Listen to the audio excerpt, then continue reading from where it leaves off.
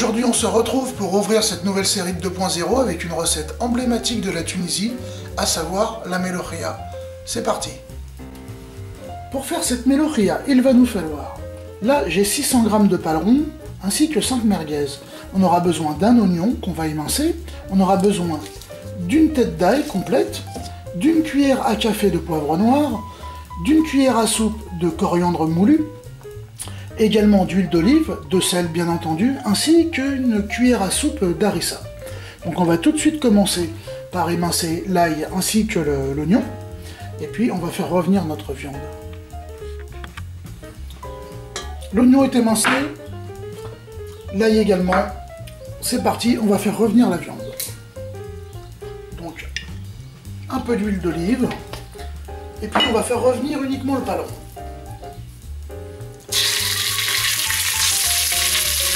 La viande est revenue, je la réserve.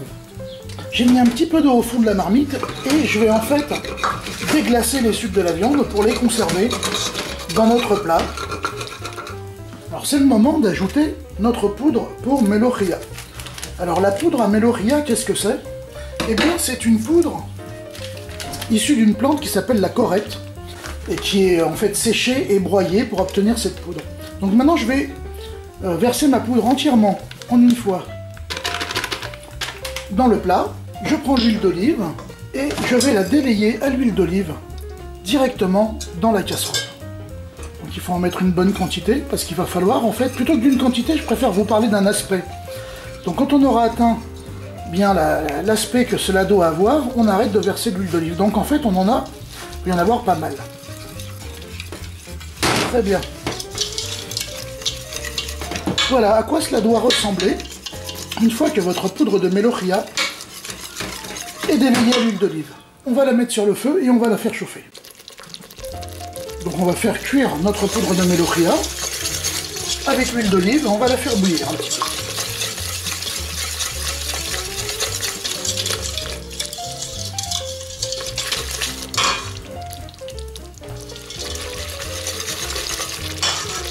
Voilà, on va la faire cuire une petite minute, hein, vous voyez, ça bout bien.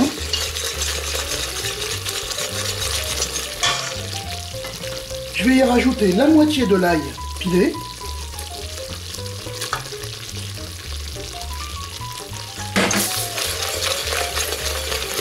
Ainsi que l'oignon.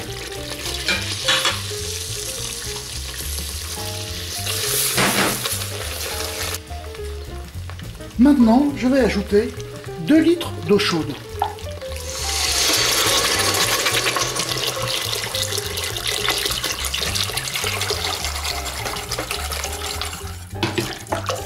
Alors, là on voit que la poudre à melohia se dilue petit à petit. Vous voyez, ça devient en fait sirupeux, ça devient gluant. Donc c'est parfait, c'est comme ça que ça doit être. Je rajoute ma viande directement. Je sale. Voilà, cette préparation va cuire environ 2 heures. On va venir régulièrement remuer pour s'assurer que cela n'attache pas au fond. Et puis on continuera la recette au bout d'1 heure de cuisson environ. On va s'occuper des épices. Il me reste la moitié de l'ail pilé. Je vais y ajouter une bonne cuillère à soupe d'harissa. Mélanger. J'ajoute le poivre. Et j'ajoute la coriandre moulue. On va remuer pour obtenir une espèce de pâte que l'on ajoutera à la melohia. Bien, on va la réserver, on l'utilisera plus tard dans la cuisson. Voilà, maintenant ce que je vous propose, c'est de faire cuire les merguez. Donc les merguez, on va pas les faire cuire dans la melohia dans un premier temps, on va les faire cuire ailleurs. Moi je vais les faire cuire au four. L'idée c'est quand même de les débarrasser du maximum d'huile. Ensuite, une fois qu'elles seront cuites, on les réservera. Voilà, on est à 1 heure de cuisson. C'est le moment de rajouter notre pâte d'épices. Donc vous voyez là, je sais pas si vous le voyez bien, mais on a quasiment perdu la moitié en évaporation du volume de la melohia. Donc c'est parfait, elle est en train de se resserrer, de se concentrer. Là est l'harissa ainsi que la coriandre. Et on va poursuivre la cuisson encore pendant 1 heure. Il reste un petit quart d'heure de cuisson. Mes merguez sont cuites, je les rajoute. Voilà, la melohia est cuite. Donc bah, vous voyez, elle a réduit de pratiquement plus de la moitié. Vous voyez, on a commencé, on était à peu près ici, hein.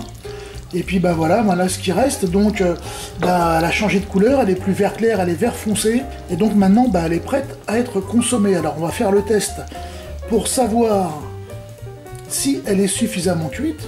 Je vais vous montrer ça. Alors pour savoir si la meloria est cuite, c'est très simple. Il suffit de prendre de la meloria dans une assiette, une cuillère et faire un sillon comme ça.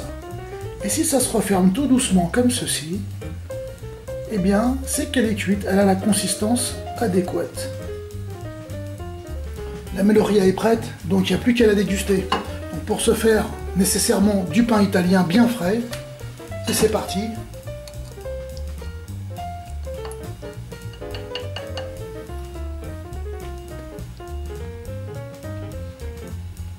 Génial. Allez, il n'y a plus qu'à. À table. Voilà, j'espère que vous avez aimé cette recette de la meloria. Si c'est le cas, n'hésitez pas à faire pouce vert, à la partager sur vos réseaux sociaux, ainsi qu'à vous abonner à ma chaîne de cuisine à table. Je vous dis à très bientôt pour de nouvelles aventures culinaires.